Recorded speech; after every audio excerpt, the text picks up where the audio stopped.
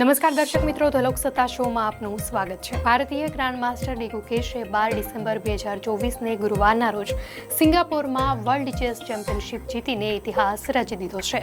આ ખિતાબ જીતનાર તે સૌથી યુવા ખેલાડી બન્યો છે। તો તે જ સમયે ગુકેશ વિશ્વનાથન આનંદ પછી ચેસમાં વિશ્વ ચેમ્પિયન બનનાર બીજો ભારતીય ખેલાડી બન્યો।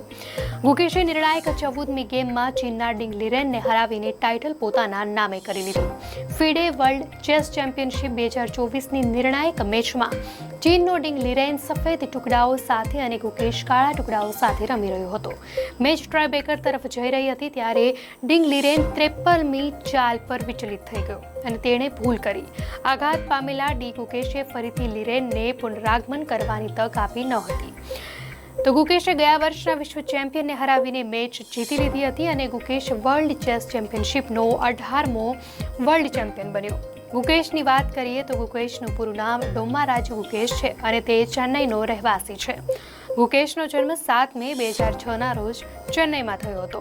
તેણે 7 વર્ષની ઉંમરથી જ ચેસ રમવાનું શરૂ કરેલું। તેની શરૂઆતમાં ભાસ્કર નગૈયાએ કોચિંગ આપ્યું હતું। નગૈયા આંતરરાષ્ટ્રીય સ્તરના ચેસ ખેલાડી રહી ચૂક્યા છે અને ચેન્નઈમાં હોમ ચેસ ટ્યુટર પણ છે।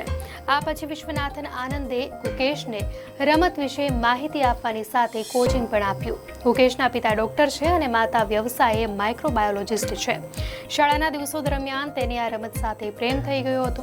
તેના શાનદાર પ્રદર્શનને કારણે તે ઝડપથી આગળ વધ્યો। ગુકેશે 17 વર્ષની ઉંમરે ડીફે કેન્ડિડેટ ચેસ ટુર્નામેન્ટ પણ જીતી હતી। ત્યારબાદ તે આવું કરનાર સૌથી યુવા ખેલાડી બની ગયો હતો। તો તે જ સમયે આ વર્ષે બુડાપેસ્ટમાં 10થી 23 સપ્ટેમ્બર 2024 દરમિયાન ચેસ ઓલિમ્પિયાડનું આયોજન કરવામાં આવ્યું હતું। ભારત પુરુષ અને મહિલા બંને કેટેગરીમાં ચેમ્પિયન બન્યું હતું। ઓપન કેટેગરીમાં ગુકેશ જ હતો જેણે ફાઇનલ ગેમ જીતીને ભારતને જીત અપાવી હતી।